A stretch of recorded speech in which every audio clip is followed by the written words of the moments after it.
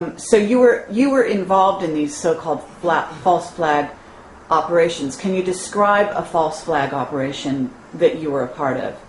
Yes, I can. Okay. Well, one of the false flag operations was where the 5,000 pounds of C4 mysteriously disappeared from a munitions train heading to Camp Pendleton. After that, Twin Palms police force started working with the Marine Corps. I mean, a bunch of military vehicles, specifically Humvees, from their motor pool were being taken, but were not being signed out. But then when certain individuals were even asking, even when I asked about it, you know, don't question this, you know. And Twin Palms was doing random DUI checks.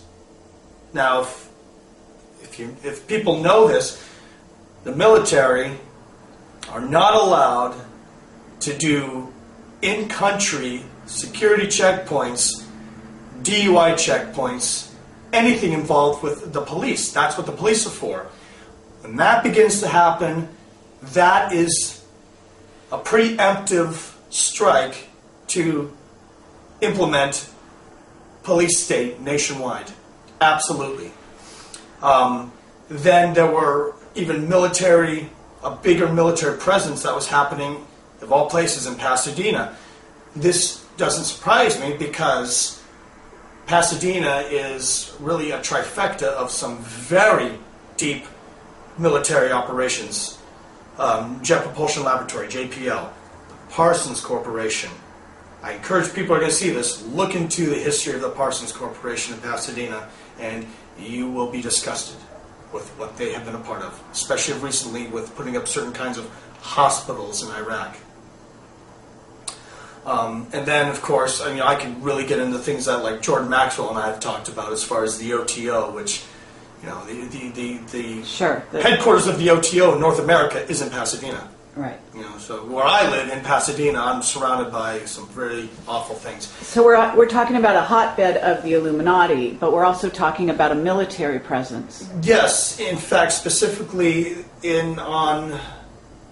I want to say it was December 28th, if I'm completely accurate, December 28th of 2008, there was a big military movement that happened straight downtown Pasadena. Hundreds of people witnessed it. Never made the news. It was a convoy of about 24 vehicles. We're talking Humvees, armored personnel carrier, chemical trucks, tankers, deuce and halves, which are the big, huge trucks you usually see with the canopies over them. They were all white. They were, what I have been a part of, they were absolute UN vehicles. Yeah, I was going to say that sounds like UN. But they didn't have UN marked on them. They didn't even have license plates. I see. They moved through Pasadena and moved to a different location. On that same day, I was in Pasadena with a team of plainclothes, not just local police, but Marine Corps, armed, walking the streets, in communication with everybody else while this was happening. It was not necessarily a false flag operation. More often than not is a terrorist attack, like 9/11. So what was going on with the white caravan was more of a preparation? It was Is a that false the idea? flag training operation. I see. In preparation for an actual false flag. Because even, you know, you have war games. The military does war games. What are war games? War games are training for actual war. Well, this is kind of a war game, but it's a false flag game training operation. Okay, a drill. When we say false flag, what we're talking about is something where a terrorist event will happen where actually the terrorist is actually working for, and the operation, it is an op, and it is conducted by, in essence, the in-country personnel. In other words, the United States, the government, the agencies, or the black government, the black. Absolutely. Secret projects. And, yes, that's the biggest thing that people need to understand. When it's a false flag operation that happens in country, the people that are in charge of the black operations that happen with that country, they're the ones who have orchestrated it.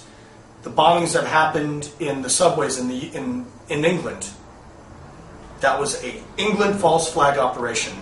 The bombings that happened in Spain. Right. What about that? false flag. Yeah. Absolutely, because it all related to what? Taliban and Al-Qaeda.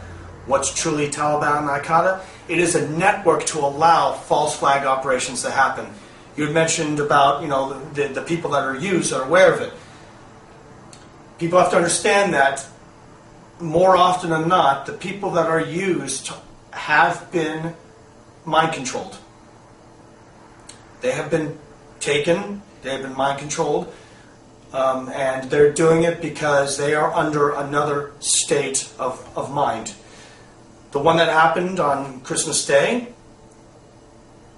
he says that, he had, all of a sudden, there was reports that he was almost in a trance when it occurred, and afterward, and that he has no recollection. Who are you talking about? The gentleman, I don't remember his name, the actual person, the underwear bomber, as they're labeling him. Oh, okay, yes. There was reports that he was in a trance. There's even a person that's come out now, a husband and wife that were on the plane. Sure.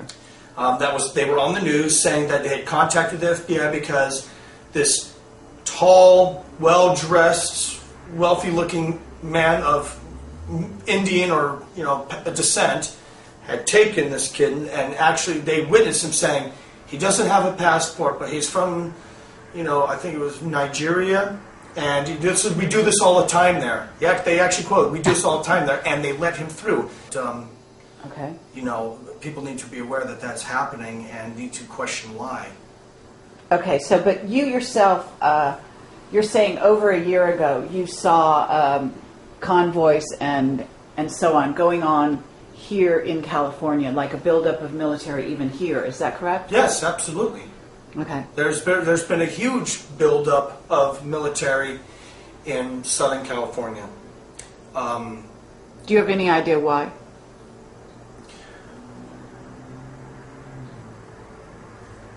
There's a lot of military bases in California. California is very much a key region for military movement. I myself have been to 2 underground bases in California. One that's in the San Diego area, and another one that's in the San Francisco Bay, which is known as a munitions naval weapon base that has a skeleton crew. Probably a lot of people don't know about it. It is located in the San Francisco Bay Area, and all you can see from the water are 3 very large U-shaped piers where trains can go on. There's a lot more to that base than what people see. I mean, they have a huge facility under it. It's massive. Okay, and have you been there, or were you told about this? No, I've been there. Oh, okay. I was there. I Okay. was there in 2000, 2001, and then in the first part 2002 before I went to become part of the project in the Caribbean. Okay.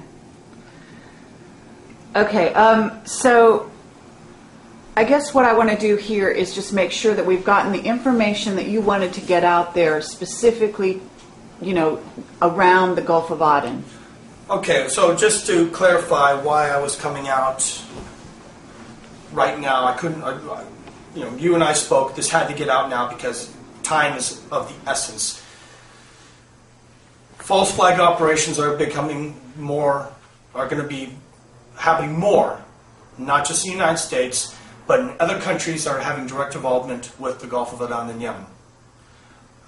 I will not be surprised if we will see some more bombings or terrorist attacks happen in places like in Yemen itself. It's going to happen in Yemen because they need that to get the masses to support what they're doing so that there isn't questioning. There's going to be more false flag operations happening here in the country. They could be as small as more military checkpoints, or they could be as big as another actual attack attempt. It's going to happen.